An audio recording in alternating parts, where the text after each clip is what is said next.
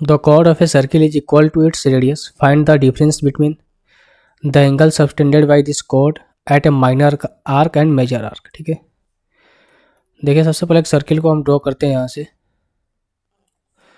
ये आपके सामने एक सर्किल है, ठीक है, और इस सर्किल पे बोला गया है कि जो इसका कॉर्ड है ना, इसके रेडियस के बराबर है। तो अगर मैं यहाँ से एक कॉर्ड ड्रॉ करता हूँ, ये होगा इसका कॉर्ड एक, ठीक है, और ये इसका सेंटर हो गया। तो जो इसका कॉर्ड है ना, इसके रेडियस से बराबर है, यानी कि इसका रेडियस हो गया तो इसके बराबर है। इसको मैं रेडियस मान लूँ तो ये इसके बराबर है। अब बोला गया है कि इसके माइनर आर्क पे जो एंगल बन रहे हैं, मान लो कि माइनर आर्क आपका ये बन रहा है यहाँ पर ऐसे, और दूसरा आपका ये बन रहा है ऐसे। तो जो ये एंगल है ना, और जो इसके मेजर आर्क पर एंगल बन रहे हैं वो, ठीक है, मेजर आर्क पर एंगल आपका कौन सा बनेगा, ये बनेगा और ये बनेगा। इनका बीच का डिफरेंस सबसे बोला गया है। अब देखो ये कोड जो है ना, इसके रेडियस के बराबर है, ये भी एक रेडियस है, ये भी रेडियस है।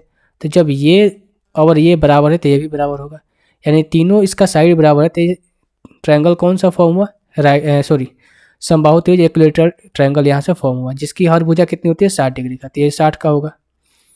अब चूंकि जानते हैं कि जब यहाँ पर 60 डिग्री एंगल बनता है तो इसको सबटेंड करके पीछे ले आते हैं, तो ये इसका जस्ट हाफ बनता है, सेंटर का हाफ बनता है यहाँ पर 30 डिग्री।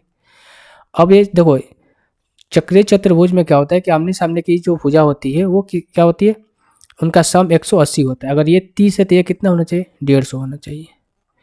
अब देखो ये 150 है, 30 है, इन दोनों का यानी कि माइनर आर्क पे बने एंगल और मेजर आर्क पे बने एंगल के बीच का डिफरेंस कितना हो जाएगा, 120 डिग्री। और यही हमसे पूछा गया था, ऑप्शन नंबर बी।